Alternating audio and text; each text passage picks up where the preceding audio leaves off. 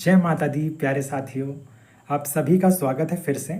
और आज की पंक्तियां हैं कि अब कुछ खोने का भय नहीं मुझको, अब कुछ खोने का भय नहीं मुझको, ना ही कुछ मिल जाने की आस है।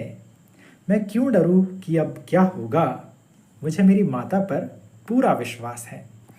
तो साथियों, ये पंक्तियां हमें दर्शाती है, ये पंक्तियां हमें सिखाती है कि जब जीवन में हम अपेक्षाओं के भरोसे होते हैं तो हम हमेशा एक ऐसी स्थिति में रहते हैं कि जब हमारा मन कुछ ना कुछ चाहने की इच्छा करता है कि मुझे ऐसा मिल जाए, काश वो इंसान मिल जाए, काश वो पद मिल जाता, काश ऐसा नहीं होता, काश उसने ऐसा नहीं किया होता, काश ये डील हो जाती।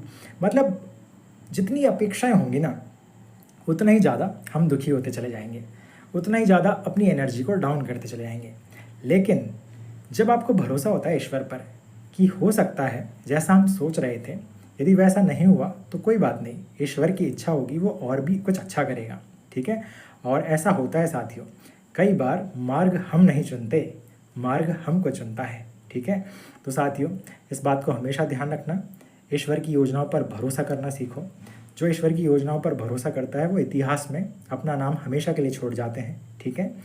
हम जो सोचते हैं वो हमारी एक सामान्य बुद्धि से सोचते हैं, उसमें हमारे स्वार्थ छिपे होते हैं, अपेक्षाएं होती है, तो कई बार हम छल कपट कर देते हैं, मासूम रिश्तों के साथ अन्याय कर देते हैं।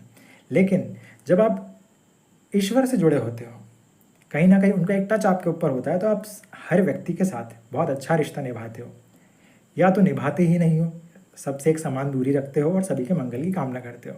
और यदि जिनसे निभाते हो तो बहुत खूबसूरत रिश्ता निभाते हो, सच के आधार पर निभाते हो, प्यार से निभाते हो, निस्वार्थ भावना से, गिवर की एटीट्यूड में, सब कुछ देने का भाव रखते हुए, मंगल की भावना रखते हुए आप उसे निभाते हो।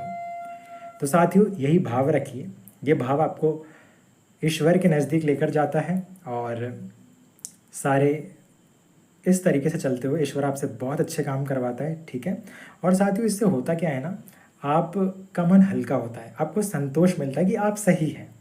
एक बहुत अच्छी बात है कि छले जाना पाप नहीं है, किसी को छलना पाप है। ठीक है साथियों। तो यदि आपके साथ कोई गलत करता है तो इसमें आपकी गलती नहीं है, लेकिन आप यदि किसी के साथ गलत करो, सब कुछ जानबूझकर भी, तो साथियों ये कहीं ना कहीं सोचने वाली बात है, मंथन करने वाली बात है, ऐसा नहीं करना चाहिए। तो अब साथियों, यही है कि आपको एक अच्छा इंसान बनना है, because you are the leader of Pavitra Bharat महाअभियान। ईश्वर पर भरोसा रखो, जो आप सोच रहे हैं, जो आप चाहते हैं, हो सकता है आपको भी नहीं मिला हो, लेकिन ईश्वर पर भरोसा रखो, वो आपके लिए बहुत अच्छा सोचता है। ठीक है। कीप स्माइलिंग, टेक केयर, जय माता दी, भूलना मत 21वीं सदी हमारी है।